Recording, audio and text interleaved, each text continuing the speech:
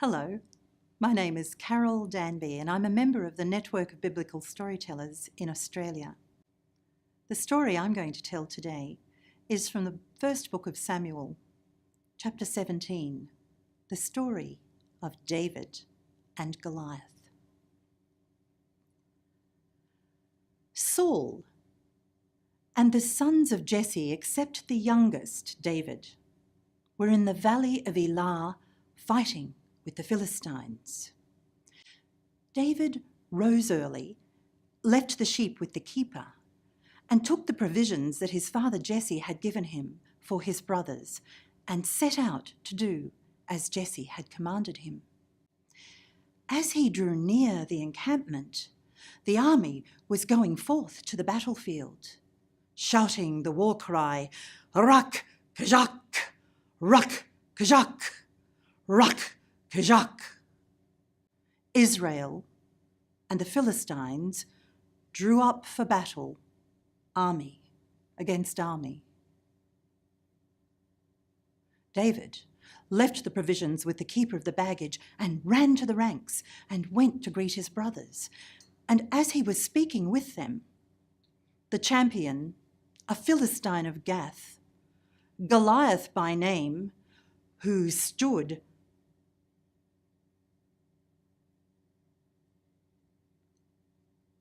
six cubits and a span in height, and wore a bronzed helmet, and was clothed in a coat of mail for his armour.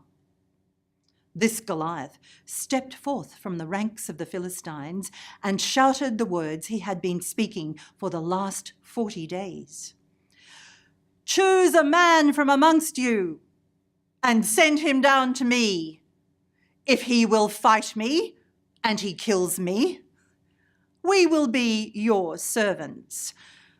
But if I prevail over him and kill him, you will be our servants and serve us." And David heard him.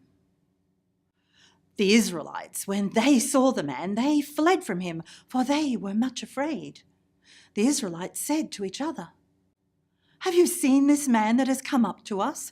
Surely he has come up to defy Israel. The king will greatly enrich the man who kills him and give him his daughter and make his family free in Israel." David spoke to the men who stood by him, asking, "What is it that shall be done for the man who kills this man and takes back the reproach of Israel? For who is this uncircumcised Philistine that he defies the armies of the living God?" And the people said to him, "So it shall be done if you kill this man." Now David's older brother Eliab overheard him speaking with the men, and anger was kindled in his heart against David. He said to him, "Why have you come here? With whom did you leave those few sheep in the wilderness? I know your presumption and the evil that is in your heart, for you have come up to see only the battle." But David said, "What have I done now? It was only a question." And he turned from him toward another and asked again, "What shall be done for the man who kills this Philistine?" And the people answered him again, as before. When the words of David had been heard, they were repeated before Saul. So Saul sent for him. David said to Saul, "Let no one's heart fail because of this Philistine. Your servant will go and fight with him." But Saul said to David, "You cannot go up with him and fight with him, for you are but a boy, and he has been a warrior from his youth." But David said, "Your servant used to keep sheep for his father. And whenever a lion or a bear came and snatched a lamb from the flock, I would go after it and strike it and rescue the lamb from its mouth. Your servant has killed lions and bears, and it will be so with this Philistine who defies the armies of the living God." So Saul said, "Go, and may the Lord be with you." David said, "The God who saved me from the paw of the lion and the paw of the bear will deliver him into my hand." Saul clothed David in his armor and put a bronzed helmet on his head and clothed him in a coat of mail. David strapped on Saul's sword over the armor and tried in vain to walk, but he could not, for he was not used to them. So he said to Saul, "I cannot walk in these, for I am not used to them." So he removed them. Then he took his staff in his hand and chose 5 smooth stones from the wadi and placed them in his shepherd's bag inside the pouch. He had his sling in his hand, and he drew near to the Philistine. The Philistine drew near to David and came up with him, with his armor-bearer going before him.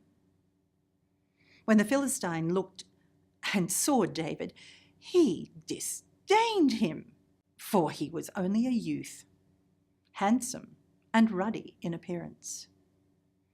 The Philistine said to David, "Am I a dog that you come up to me with sticks?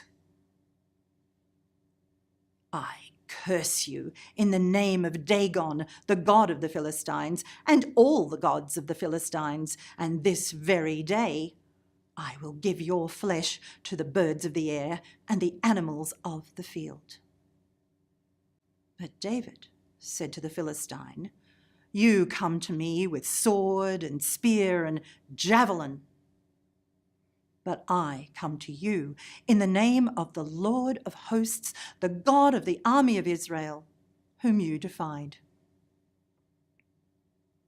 This very day the Lord will deliver you into my hand, and I will strike you down and cut off your head. And if I come up with you, I will give the bodies of the army of Israel, of the Philistines, to the birds of the air and the animals of the earth, so that all the earth may know that there is a God in Israel, and that all this assembly may see that God does not save with sword and spear.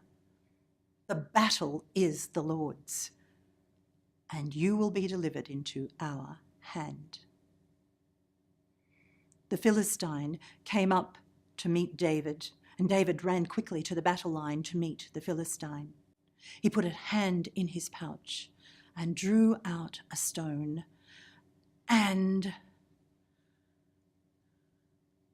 slung it. And the stone hit the Philistine in the middle of his forehead. And the stone sank into his forehead, and he fell forward on the ground, face down. So David prevailed over the Philistine with a stone and a sling. There was no sword in David's hand. He ran quickly and stood over the Philistine and grasped his sword. He drew it out and killed him and cut off his head with it. When the armies of the Philistine saw that their champion was dead, they fled